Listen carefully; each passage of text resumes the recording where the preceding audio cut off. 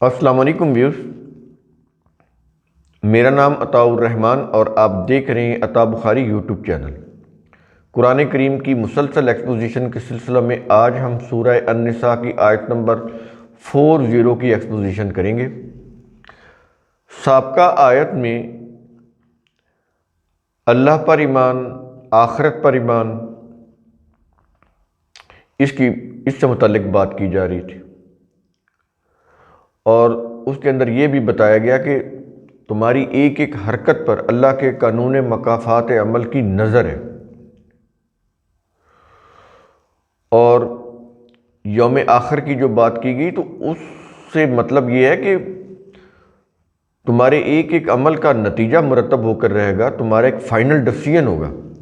یہاں تو تم نے ایسے نظام بنائے ہوئے ہیں، اپنے لیے بڑے سیف وے تم نے بنائے ہوئے ہیں، بچ کر نکل جاتے ہو، لیکن وہ جو یوم آخر ہوگا اس میں یہ نہیں ہوگا، انصاف ہوگا۔ یہ چیز کہی گئی نا اس آیت کے اندر۔ اب اسی سلسلے کو مزید آگے بڑھا رہے ہیں کہ جب یوم آخر ہوگا اس دنیا میں اور پھر یوم آخر میں بھی، یہ دونوں میں ایسا ہی ہے۔ اللہ کا قانون مکافات عمل یہ جو نتیجہ مرتب کرتا ہے وہ اس دنیا میں بھی برآمد ہوتا ہے اور آخرت میں بھی۔ لیکن دنیا میں یہ ہوتا ہے کہ چونکہ مجرمین نے قوت، طاقت، اقتدار حاصل کر کے اپنے بچنے کے لیے راستے بنائے ہوتے ہیں، ریاست کی سطح کے اوپر وہ اس طرح سے نظام کو بناتے ہیں کہ جب ان کے اوپر ہاتھ ڈالا جائے تو وہ صاف بچ نکلیں۔ تو اس لیے قیامت کا دن رکھا گیا تاکہ انصاف ہو سکے۔ تو اس سے متعلق بات یہ ہو رہی ہے، اس آیت کے اندر کہا یہ جا رہا ہے کہ ان اللہ لا یظلم مثقال ذرۃ، بلا شبہ اللہ ذرہ برابر ظلم نہیں کرتا۔ اس کے ہاں تو انصاف ہے، ظلم نہیں ہے۔ اور آگے کہہ رہا ہے وَإِن تَكُ حَسَنَةً يُضَاعِفْهَا، اور بلکہ اگر کوئی حسن عمل ہو تو وہ اسے بڑھا دیتا ہے۔ یعنی ایک تو یہ ہے نا کہ وہ ظلم نہیں کرتا بلکہ انصاف کرتا ہے، عدل سے کام لیتا ہے۔ اور دوسرا اس نے یہ کیا ہے کہ جو شخص بھی حسن عمل کرتا ہے وہ اس کے عمل کو مزید بڑھا دیتا ہے، اس کے حسن عمل کو، اس کے اجر کو مزید بڑھا دیتا ہے۔ لیکن وہ ظلم کا جو اجر ہوتا ہے، جو نتیجہ ہوتا ہے، وہ اتنا ہی رکھتا ہے۔ یعنی یہ بھی اس کا فضل ہے، اس کی رحمت ہے انسانوں کے اوپر کہ جس نے جتنا ظلم کیا ہوتا ہے وہ ظلم کا جتنا اجر ہونا چاہیے، جتنا نتیجہ ہونا چاہیے وہ اتنا ہی دیتا ہے۔ لیکن جو انسانوں کے حسن عمل ہیں، حسن عمل کے اجر کو وہ بڑھا کر دیتا ہے۔ یہاں پر یہ چیز ہے، یعنی عدل کے ساتھ، انصاف کے ساتھ، ایک اور انسانیت کے ساتھ جو اللہ کا جو فضل و کرم کا معاملہ ہے وہ یہ ہے کہ ظلم کا اجر اتنا ہی رکھتا جتنا ہونا چاہیے، لیکن جو حسن عمل کا اجر ہے اس کو وہ بڑھا دیتا ہے۔ اور آگے کیا یہ رہا ہے کہ وَيُؤْتِ مِن لَّدُنْهُ أَجْرًا عَظِيمًا، اور وہ اپنی طرف سے بڑا اجر دیتا ہے۔ اب یہ ایک اور رعایت ہوگی، یعنی ہم اپنے لفظوں میں تو اس کو رعایت ہی بولیں گے، لیکن اللہ کے ہاں تو یہ ایکچولی ان کا جو حسن سلوک ہے، حسن عمل ہے، اس کے معاوضے کے طور پر یہ چیزیں ہیں کہ وہ اپنی طرف سے بڑا اجر دیتا ہے۔ اب یہ اپنی طرف سے اجر ہے اللہ کی طرف سے۔ ایک تو یہ نا کہ اس کا عمل بڑھا دیتا ہے، جو حسن عمل ہوتا ہے اس کا اجر بڑھا دیتا ہے، ایک تو یہ کیا اس نے۔ دوسرا یہ کیا کہ کچھ اپنی طرف سے بھی پھر بڑا اجر دیتا ہے۔ یہ اس کی مرضی ہے کتنا دیتا ہے، کیونکہ اس کا علم بڑا وسیع ہے، انسانوں کا علم محدود ہے۔ اس کی رحمت بھی وسیع ہے، اس کا علم بھی وسیع ہے۔ تو پہلی چیز اس نے کیا کہی کہ جتنا ظلم ہے اس کا بدلہ اس کو اتنا ہی دیا جائے گا، لیکن جو حسن عمل ہے اس کا نتیجہ جو ہے، جو اجر ہے، وہ بڑھا کر دیتا ہے۔ پھر تیسری بات یہ کہی جا رہی ہے کہ وہ اپنی طرف سے بھی بڑا اجر دیتا ہے۔ جو لوگ حسن عمل کرتے ہیں یہ اللہ کی طرف سے ہے۔ تو یہ بڑی یعنی انسانیت کے لیے بڑا انسینٹیو ہے، یوں کہہ لیں آپ ہماری زبان میں، کہ وہ جو ہیڈن ہوتا ہے نا، جس کا پتہ نہیں ہوتا، وہ ہیڈن انسینٹیو کہلاتا ہے۔ یہ اللہ کی طرف سے ہے، پتہ نہیں کتنا ملنے گا، لیکن اتنا اس نے بتا دیا ہے اجرن عظیمن، کہ یہ کوئی چھوٹا موٹا اجر نہیں ہے، عظیم بہت بڑا اجر ہے جو اللہ نے اپنی طرف سے دینا ہے۔ وہ پتہ نہیں کتنا، جس کو اللہ عظیم کہہ رہا ہو، جس اجر کو آپ خود سوچیں کہ اتنا بڑا خدا جس چیز کو وہ عظیم کہہ رہا ہے، وہ کتنی عظیم ہوگی، کتنی بڑی ہوگی، کتنا بڑا اجر ہوگا وہ۔ یہ بڑی قابل غور باتیں ہیں، اور یہ انکلائنیشن ہے،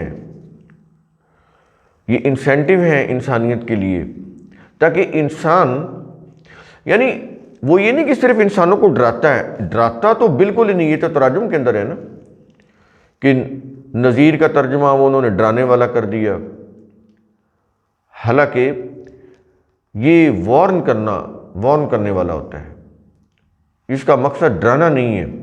اللہ کا جتنا بھی کلام ہے، جتنا بھی اس کا یہ ضابطہ قانون ہے، یہ انسانوں کو ڈراتا نہیں ہے، یہ انسانوں کو وارن کرتا ہے کہ اگر تم نے یہ غلط کام کیے تو اس کا نتیجہ بہت تباہ کن ہوگا، اس سے بچو۔ تو تباہ کن نتیجے سے ڈراتا ہے، وہ اپنے آپ سے نہیں ڈراتا۔ اور دوسری چیز یہ ہے کہ جو اس نے اپنی طرف سے دینا ہے جو اجر، وہ آج ہمیں معلوم نہیں ہے کہ وہ کیا اجر ہے۔ اس کے اوپر ہمارا یقین ہونا چاہیے کہ جب اللہ کہہ رہا ہے ہم سے وعدہ، کہ یہ اللہ کا وعدہ، اس کا قانون ہے، اس کا قانون ہے کہ حسن عمل کرنے والوں کو اپنی طرف سے بھی اجر دے گا، اور وہ عظیم ہوگا۔ تو اس کے اوپر اگر انسانیت کو یقین ہو جائے تو پھر یہ جو ہم اپنی مفاد پرستی کے لیے بخل کر رہے ہوتے ہیں، ذخیرہ اندوزی کر رہے ہوتے ہیں، چیزوں کو خرید کر مناپلی بناتے ہیں، کارٹل بناتے ہیں، پھر ہم یہ نہ کریں۔ لوگوں کو دکھاوے کے لیے وہ اپنا تھوڑا سا مال خرچ کر دیتے ہیں، پھر لوگوں کا خون چوستے ہیں قوت، طاقت اور اقتدار حاصل کر کے، تو پھر یہ نہ کریں۔ یہ انسینٹیو اس لیے دیے گئے ہیں کہ یہ جو تم دنیا میں جو اپنی طرف سے جو تم بہت کچھ کما رہے ہو نا، لیکن آخرت کے جو عظیم نعمتیں ہیں ان کے مقابلے میں ان کی کوئی حیثیت نہیں ہے۔ اور دنیا کی زندگی میں تو آپ دیکھیں کتنا جی لیں گے، 60 سال 65 سال، حد 100 سال، اس سے زیادہ تو نہیں۔ لیکن اگر آخرت پہ یقین ہے، آخری جو آخرت کی زندگی ہے اس پر یقین ہے، اس کی ابدی نعمتوں کے اوپر یقین ہے، تو پھر یہ جو دنیا کے جتنے بھی مفاد تم حاصل کر رہے ہو وہ تو کوئی حیثیت نہیں رکھتے۔ پھر تم ان مفاد پرستیوں میں پڑھ کر یہ کام نہیں کرو گے کہ بخل کرنے لگ جاؤ، یا ذخیرہ اندوزی کرنے لگ جاؤ، یا لوگوں کی ضروریات کا خیال نہ رکھو، ان کے ساتھ ظلم کرنے لگ جاؤ، تو پھر یہ تم نہیں کرو گے۔ اگر تمہیں اللہ پر، آخرت پر یقین ہے اور اس کا یہ جو اجرن عظیم ہے اس کے اوپر یقین ہے، تو پھر تم اس کو حاصل کرنے کے لیے کوشش کرو گے۔ تو پھر کیا ہوگا؟ ضرورت سے زائد جتنا بھی ہے تم ضرورت مندوں کے لیے خرچ کرو گے، ان کے لیے کھلا رکھو گے، تاکہ سارے لوگ، معاشرے کے جتنے بھی لوگ ہیں، وہ سارے مل کر اپنے پاؤں پر کھڑے ہو جائیں۔ اسلام میں یہ چیریٹی نہیں ہے قرآن میں۔ اب اسلام تو خیر ہر فرقے کا مختلف ہے، قرآن کو کہیں گے ہم، قرآن کے اندر چیریٹی نہیں ہے، یہ مذہب کی روح سے لائی گئی، خیراتی ادارے، اس کا یہ ترجمہ کریں گے نا۔ ویسے قرآن نے تو خیر یا خیرات، وہ تو بہت بلند پایا چیز ہے، ایسی چیزیں جس سے قوموں کے اندر اختیار آ جائے اس کو قرآن کریم خیرات بولتا ہے۔ یہ والی جو مذہبی خیرات ہے، اس سے تو لوگ مزید بھکاری بنتے ہیں، صبح دیا شام کو وہ پھر بھوکے، پھر مانگنے لگ جاتے ہیں۔ یہ مذہبی خیرات ہے۔ قرآن کی جو خیرات ہے اس سے قومیں کیا ہوتی ہیں؟ وہ قوت، طاقت اور اقتدار کی حامل ہو جاتی ہیں، جس سے ان کا اختیار واپس لوٹ آئے۔ ایسے اچھے کام تو اس میں پھر لنگر خانے نہیں کھلتے، اس میں پھر وقتی طور پر دیگیں نہیں پکائی جاتی، اس میں لوگوں کو مستقل بھکاری بنانے کی بجائے ان کو پاؤں پر کھڑا کیا جاتا ہے تاکہ وہ کسی سے مانگے نہیں بلکہ خود اپنی روزگار، اپنی کمانے کے قابل بن سکے، اپنی کمائی کو خود وہ اپنے ہاتھوں سے کمانے کے قابل بن سکیں، اپنے پاؤں پر کھڑے ہو سکیں، کسی سے پھر ان کو بھیک نہ مانگنی پڑے، پرماننٹلی ان کو اپنے پاؤں پر کھڑا کیا جا سکے۔ تو قرآن کے اندر یہ چیزیں ہیں، دین میں یہ چیزیں ہیں۔ چیریٹی نہیں ہے، ایز اے رائٹ دینا ہے، ایز اے چیریٹی نہیں، یہ چیزیں۔ اب یہ دیکھیں اسکینڈینیوین کنٹریز میں وہ ایز اے چیریٹی نہیں دیتے، ایز اے رائٹ دیتے ہیں۔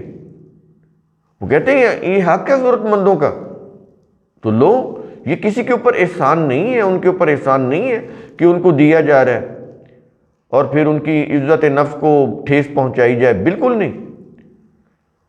ان کو بڑے وقار کے ساتھ دیا جاتا ہے، وہ اپنے اندر ایک وقار محسوس کرتے ہیں، یہ نہیں محسوس کرتے کہ ہم ان کے مرہون منت ہیں اور ان میں پھر کوئی انفیریورٹی کمپلیکس پیدا ہو جائے، بالکل نہیں، اور دینے والوں کے دلوں میں سپیریورٹی کمپلیکس پیدا ہو جائے، یہ نہیں۔ وہ ایز اے رائٹ دیتے ہیں، ایز اے چیریٹی نہیں۔ تو یہ چیزیں بڑی قابل غور ہیں۔ یہ جو قرآن کی آیات ہیں بظاہر چھوٹی چھوٹی، لیکن ان کے اندر انسانیت کی فلاح کے لیے کس قدر عظیم میسیجز ہیں، عظیم پیغامات ہیں۔ اگر ہم ان کو سمجھ لیں اور ان کو اپنی زندگی کا حصہ بنا لیں تو پھر اب یہ دیکھیں معاشرہ کس قدر آگے بڑھ سکتا ہے، کس قدر معاشرے کی گروتھ ہو سکتی ہے۔ تو قرآن کریم کا اصل ثم تفکروا، اس کی روح سے آپ خود بھی سوچا کریں، سمجھا کریں، غور و فکر کیا کریں۔ شکریہ۔